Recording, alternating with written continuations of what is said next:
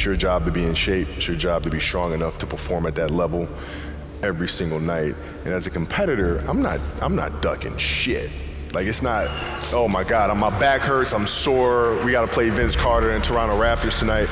We actually had this happen. We had a game against Toronto in 2000, and Vince was tearing the league up. My back was jacked. But like the perception of that, like what?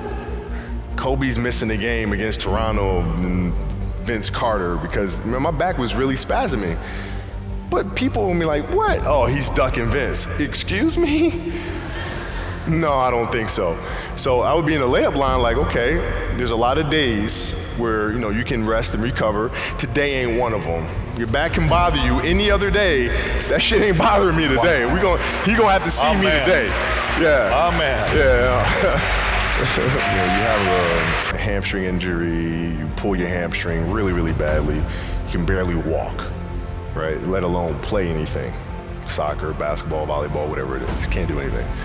Doctor tells you go home, sit up on the couch, rest your hammy, right? Stay off of it, don't get up, no sudden movements. You're at home, all of a sudden a fire breaks out in the home, right? Your kids are upstairs, wife is wherever she may be, this shit's going down, all right? I'm willing to bet that you're gonna forget about your hamstring, you're gonna sprint upstairs, you're gonna grab your kids, make sure your wife's good, you're getting out of that house, right? Hamstring be damned. You're not gonna feel your hamstring, right? And the reason is because the lives of your family are more important than the injury of your hamstring. And so when the game is more important than the injury itself, you don't feel that damn injury. When I went in the trainer's room, my kids are in there, and they're looking at you and stuff, and I'm looking at them, and I'm like, it's all right, Dad's gonna be all right. We'll be fine. We'll be all right. We'll be all right. It'll be all right. As a parent, you gotta set the example. You gotta set the example. This is another obstacle. This obstacle cannot define me. It's not gonna cripple me. It's not gonna be responsible for me stepping away for the game that I love. I'm gonna step away on my own terms.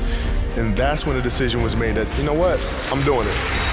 It's a good separation for me, emotionally, to be able to put myself in a place where at practice or when I'm training or during games, I switch my mind to something else.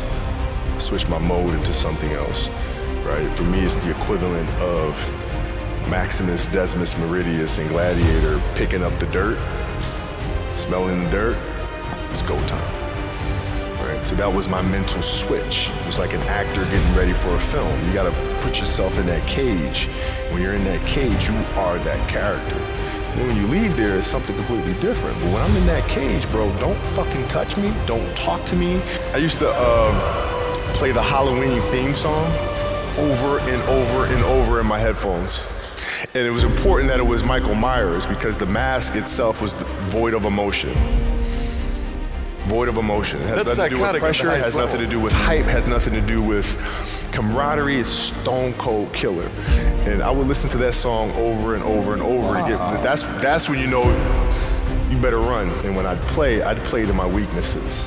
I wouldn't play to my strengths, I play to my weaknesses. Because when you're playing summer basketball, there's so many games. So there's not a lot of skill work being done. So when are you gonna get better, right? When you're playing in competition situations, you're only playing to your strengths. Why? Because you wanna win, right? So what I would do, I was work on the things during those games that I was weak at. Left hand, pull-up jump shot, post game, right? So I have a strategy. And so then fast forward to when I'm 17, and my game is completely well-rounded, and that player at 13 that I saw at 13 is still doing the same shit at 17, now you got a problem. That's right. You got a problem. Natalia had a certain, health situation or what have you, and you're staying up all night, and then you got to go out and perform because fans don't know, teammates don't know, nor do they care, nor should they, that you've been up all night. You got to perform, right? And so you just got to go to work, man. It's respect. That's it. Respect. I bought into the meditation. I bought into the deeper connection that exists within the game.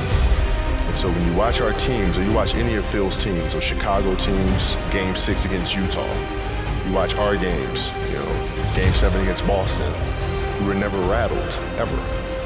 Because we're always in the moment, always in the present, always extremely calm, always looking at the reality of the situation and not letting our emotions cloud our execution. And that comes from being in that meditative state that he would teach and preach from day one.